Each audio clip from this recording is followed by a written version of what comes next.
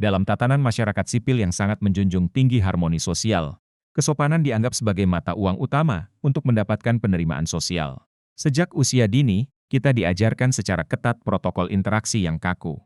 Tersenyumlah saat seseorang berbicara meskipun Anda tidak tertarik. Jangan memotong kalimat orang lain. Selalu gunakan basa-basi manis untuk mencairkan suasana. Dan usahakan untuk setuju dengan konsensus mayoritas, demi menghindari konflik. Aturan tidak tertulis ini bertindak sebagai pelumas sosial yang krusial. Memastikan bahwa roda kehidupan sosiologis berjalan lancar tanpa gesekan emosional. Namun, mari kita ajukan sebuah pertanyaan penting. Bagaimana jika aturan kesopanan ini justru berbenturan langsung dengan prinsip efisiensi kognitif tingkat tinggi? Di dalam ruang pertemuan dewan direksi, ruang kelas universitas, atau bahkan sebuah jamuan makan malam kasual. Anda akan menemukan satu atau dua individu yang tampak melanggar protokol sosial ini secara konsisten.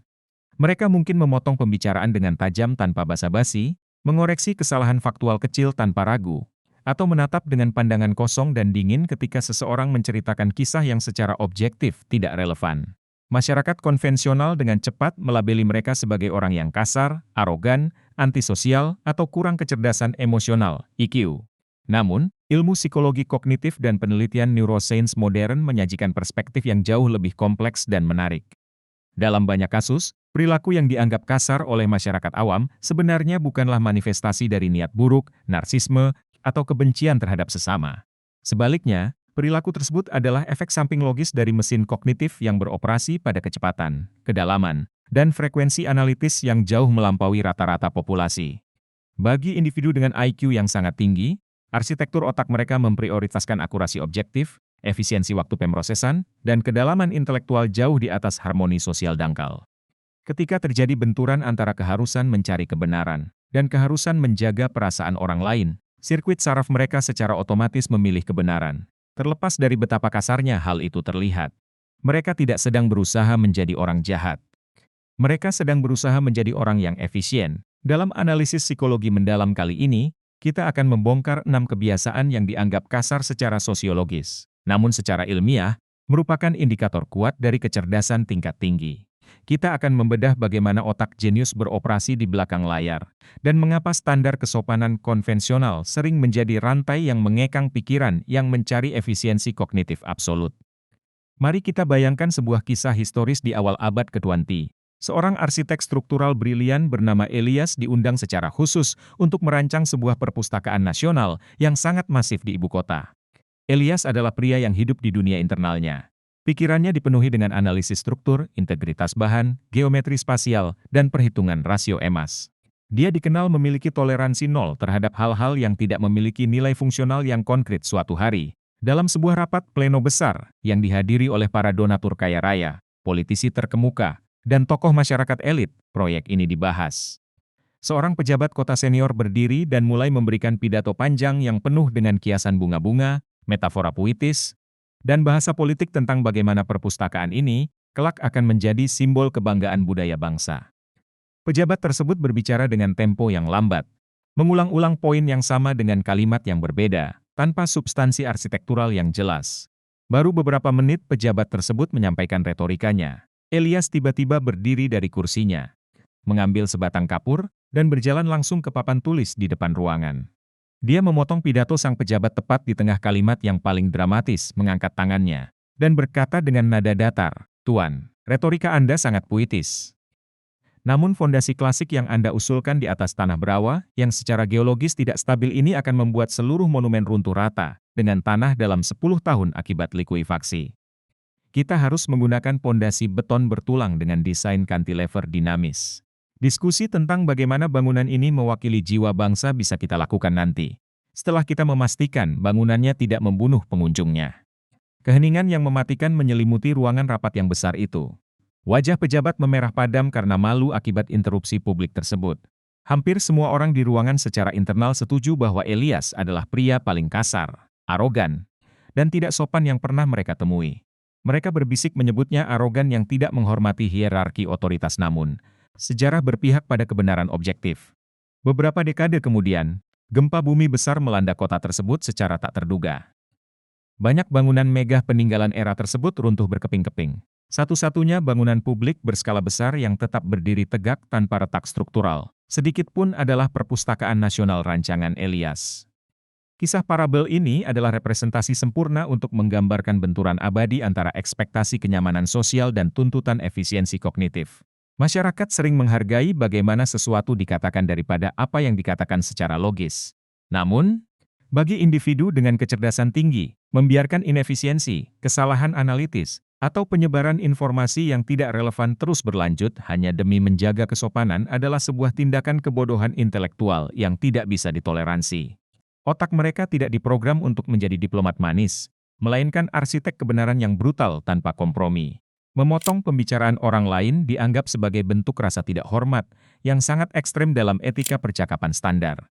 Secara implisit, tindakan ini mengirimkan pesan yang sangat arogan. Apa yang saya pikirkan jauh lebih penting daripada apa yang sedang Anda bicarakan saat ini.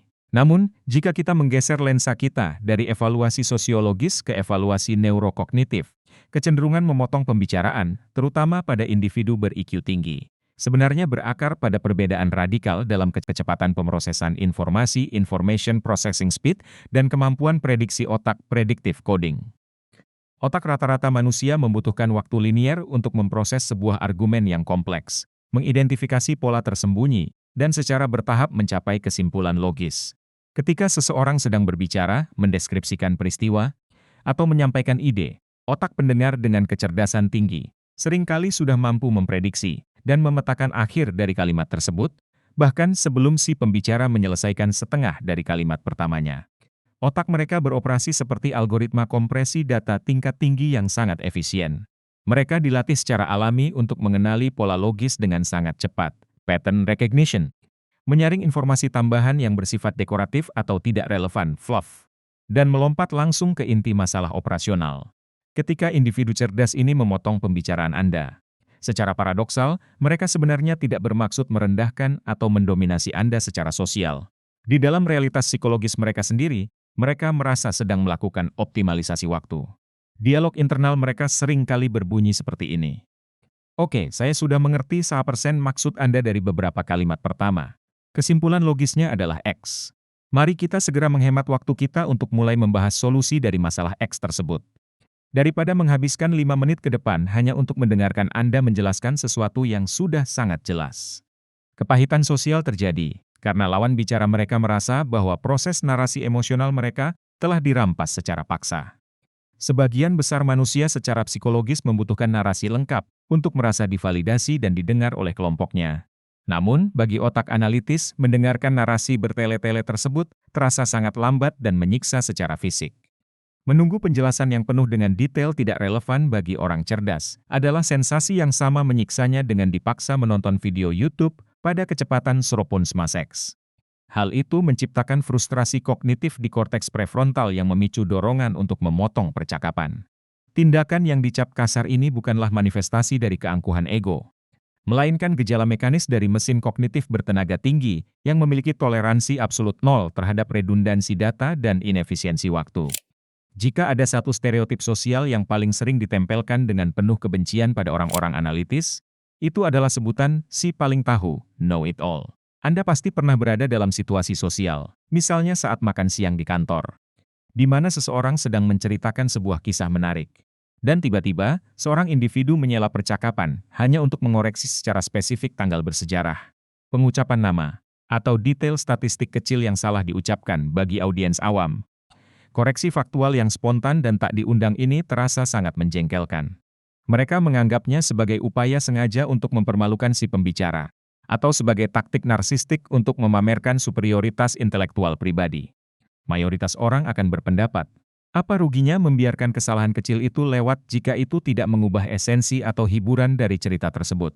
Namun, bagi individu dengan kecerdasan analitis tingkat tinggi, penolakan mereka untuk membiarkan kesalahan faktual berlalu berkaitan erat dengan struktur dasar memori semantik, semantic memory, dan sistem evaluasi logika mereka. Otak mereka dirancang untuk menuntut akurasi presisi tinggi, dan tidak bisa menoleransi penyebaran data yang rusak atau terkorupsi. Obsesi mereka terhadap objektivitas fakta, jauh melampaui kebutuhan biologis mereka akan penerimaan sosial. Ketika individu jenius ini mendengar informasi faktual yang secara empiris salah, Sirkuit pendeteksi kesalahan di otak mereka, terutama di area anterior cingulate cortex, akan menyala seketika seperti alarm peringatan darurat. Kegagalan atau penolakan untuk mengoreksi kesalahan tersebut akan menciptakan keadaan disonansi kognitif, cognitive dissonance, yang sangat menyakitkan bagi mereka. Membiarkan ketidakakuratan faktual berlalu tanpa dikoreksi terasa sama berbahayanya dengan membiarkan virus masuk ke dalam sistem operasi komputer inti. Itu harus segera dihentikan dan diperbaiki sebelum merusak seluruh basis data percakapan.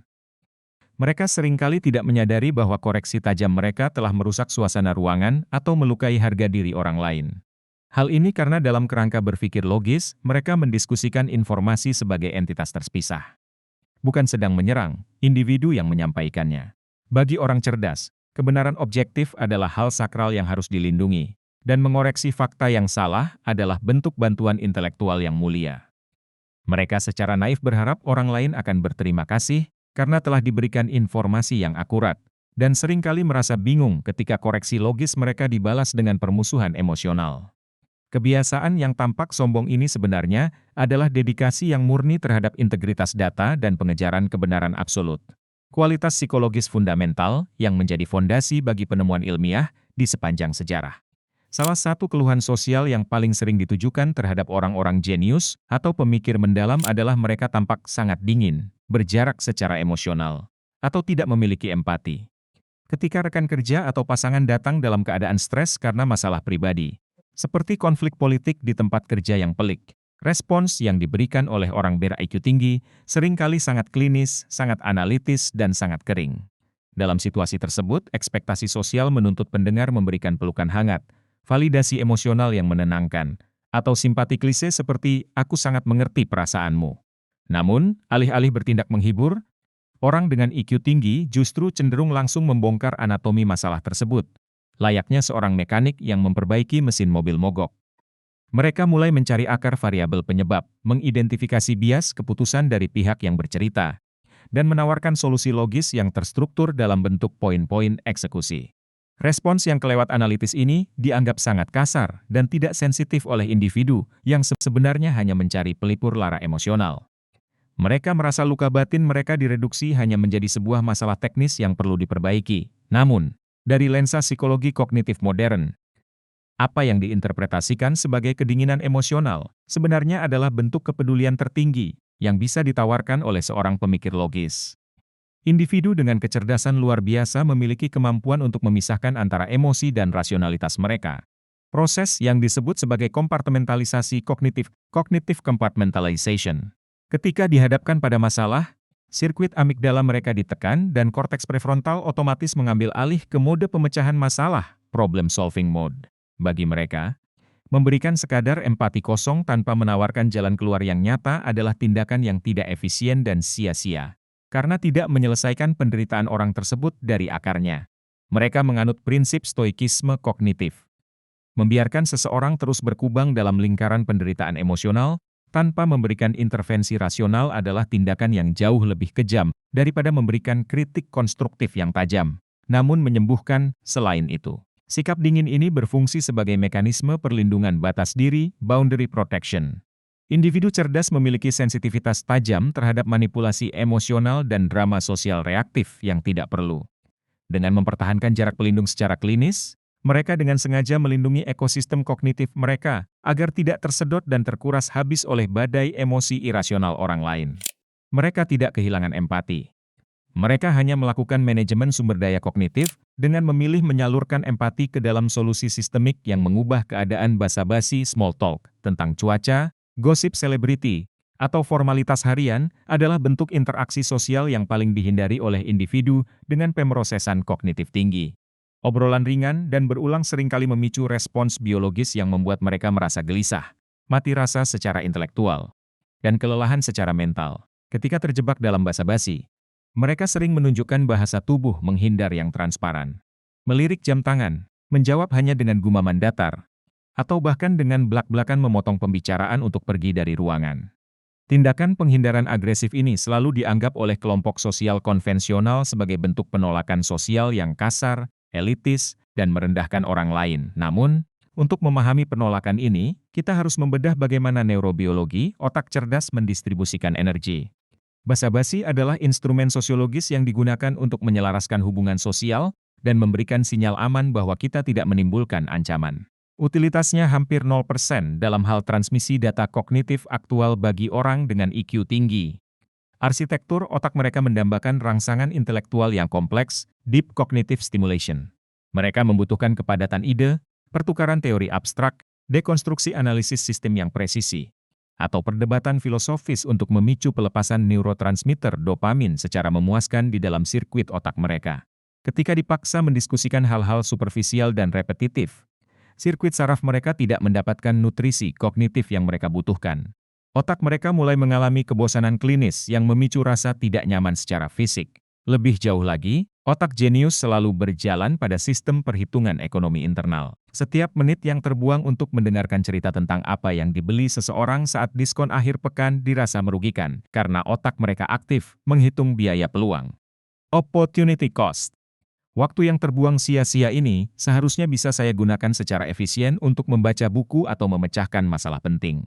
Begitulah monolog internal mereka. Oleh karena itu, ketika mereka menolak basa-basi secara tiba-tiba, mereka sebenarnya sedang melakukan manajemen efisiensi energi yang ekstrem. Mereka melindungi cadangan sumber daya kognitif mereka yang terbatas dari kebocoran atensi yang sia-sia, dan menyimpannya untuk interaksi yang memiliki kepadatan data tinggi. Bagi pikiran yang terkalibrasi tinggi, menghadapi keheningan ruangan jauh lebih terhormat daripada membuang energi menyuarakan kata-kata kosong, hanya karena takut akan kesunyian. Pernahkah Anda mengalami momen di mana Anda sedang berbicara panjang lebar, dan tiba-tiba menyadari tatapan mata lawan bicara Anda perlahan menjadi kosong, fokus pandangan mereka berhenti melacak Anda, dan mereka hanya memberikan anggukan mekanis tanpa mendengar kalimat Anda? Ini adalah fenomena kognitif klasik yang disebut zoning out. Di dalam budaya sopan santun interaksi sosial, tidak memberikan perhatian penuh saat seseorang berbicara langsung di depan Anda dianggap sebagai pelanggaran berat. Melamun dianggap sebagai indikasi jelas bahwa Anda meremehkan orang tersebut, atau menganggap cerita mereka membosankan. Namun, kejutan ilmiahnya adalah, ketika perilaku ini terjadi pada individu dengan kecerdasan analitis yang sangat tinggi, zoning out seringkali memiliki akar mekanisme neurologis yang merupakan tanda dari kapasitas otak yang besar. Fenomena ini terkait erat dengan aktivitas Default Mode Network (DMN) yang luar biasa aktif di dalam otak mereka. DMN adalah jaringan saraf yang aktif ketika kita melamun, memikirkan masa depan, atau melakukan simulasi mental abstrak yang tidak terikat pada tugas fisik di depan mata. Pada orang cerdas, sirkuit DMN mereka sangat kuat dan hiperaktif. Ketika lingkungan eksternal tidak mampu memberikan kecepatan rangsangan kognitif yang memadai, misalnya, saat mendengarkan penjelasan yang terlalu lambat dan repetitif, otak mereka akan secara otomatis mengalihkan sumber daya dari dunia luar ke mode pemrosesan internal. Dia dalam lamunan mereka yang tampak kosong dari luar. Keajaiban kognitif yang sesungguhnya sedang terjadi. Dalam keheningan tersebut, mereka mungkin sedang merancang arsitektur sistem perangkat lunak yang kompleks, memecahkan persamaan matematika yang buntu sejak semalam, menyusun argumen filosofis, atau memvisualisasikan strategi bisnis baru dengan memprediksi puluhan variabel masa depan sekaligus. Keterputusan sesaat terhadap realitas sosial, dissociation, ini bukanlah tindakan permusuhan atau arogansi personal. Otak mereka sekadar dipaksa memprioritaskan pemrosesan data internal yang secara perhitungan jauh lebih berharga daripada kecepatan transmisi data eksternal yang melambat layaknya lalu lintas macet.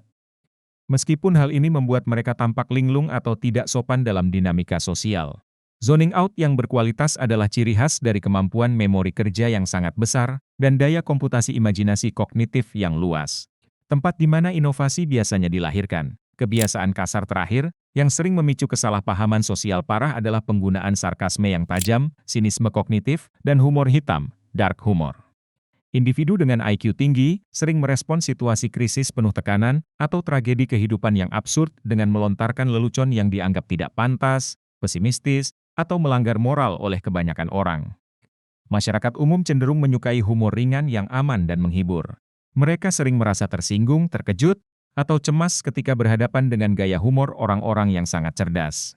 Di mata audiens umum, mereka dihakimi sebagai individu berpikiran negatif, dingin tanpa simpati, atau memiliki pandangan dunia yang gelap dan psikopatik. Namun, penelitian ilmiah dalam disiplin ilmu psikologi kognitif dan ilmu saraf telah menemukan korelasi positif yang sangat kuat antara kecerdasan umum, general intelligence, dan apresiasi terhadap humor gelap. Untuk menghasilkan humor sarkastik atau humor hitam yang menusuk pada waktu yang tepat, dibutuhkan kecepatan pemrosesan kognitif yang sangat menuntut. Otak harus secara simultan memanipulasi makna ganda, memahami konsep ironi abstrak, dan mengidentifikasi benang merah absurditas dalam situasi tragis dalam hitungan milidetik. Ini adalah bentuk senam mental tingkat lanjut yang tidak bisa dilakukan oleh kapasitas otak rata-rata yang berpikir secara linier. Lebih dari sekadar demonstrasi kecerdasan verbal. Penggunaan humor gelap adalah mekanisme pertahanan diri, coping mechanism yang sangat fungsional. Individu yang sangat cerdas seringkali memiliki kesadaran eksistensial yang terlalu mendalam. Mereka secara konstan memproses tragedi kehidupan, menyadari ketidakadilan sistemik, memahami kelemahan manusia, dan memprediksi ketidakpastian masa depan secara jelas. Beban kognitif dari tingkat kesadaran tajam ini dapat memicu depresi eksistensial jika dibiarkan tanpa pelampiasan. Sarkasme dan humor hitam bertindak sebagai katup pelepas tekanan, pressure release valve, atas kecemasan kognitif kronis mereka. Dengan menertawakan absurditas dunia, mereka mendapatkan kembali agensi mereka, menjaga jarak emosional yang objektif, dan mencegah kewarasan mereka hancur oleh beban realitas. Lelucon kasar mereka sebenarnya adalah cara otak bertahan hidup untuk meretas keputusasaan. Mengubah energi tragedi yang destruktif menjadi format ironi yang dapat diterima secara logis, agar mereka tetap bisa berpikir sehat. Setelah membedah 6 kebiasaan kasar ini melalui lensa neurokognitif, kita kini dapat melihat pola psikologis yang elegan dan koheren. Perilaku luar yang selama ini disalahpahami masyarakat konvensional sebagai bentuk arogansi ego, atau kegagalan empati sebenarnya adalah produk akhir logis dari otak yang beroperasi pada frekuensi tinggi. Otak yang secara radikal memprioritaskan fungsi efisiensi, akurasi, dan kedalaman intelektual jauh di atas kepura-puraan sosiologis dan tuntutan kenyamanan sosial. Orang-orang dengan kecerdasan tinggi memotong pembicaraan karena perangkat keras otak. Mereka memproses informasi jauh lebih cepat daripada pita suara manusia. Mereka mengoreksi fakta karena terobsesi pada kebenaran objektif untuk mencegah kesalahan sistem. Mereka bersikap dingin karena insting mereka diformat untuk menyelesaikan masalah melalui ketajaman logika, bukan sekadar memberikan kenyamanan sementara. Mereka menghindari basa-basi untuk melindungi energi kognitif berharga dari kebocoran utilitas. Mereka melamun karena simulasi dalam dunia pikiran mereka bergerak ribuan kali lebih kaya daripada stagnasi dunia luar, dan menggunakan humor gelap untuk bertahan secara psikologis dari beratnya kesadaran eksistensial. Jika Anda memiliki kebiasaan kognitif ini dan sering dihakimi, dicap angkuh, atau dikucilkan karena dianggap tidak tahu sopan santun, ketahuilah bahwa Anda tidak mengalami kerusakan kepribadian. Mesin kognitif di kepala Anda hanya tidak pernah dirancang untuk berjalan lambat di atas rel kesopanan palsu mayoritas.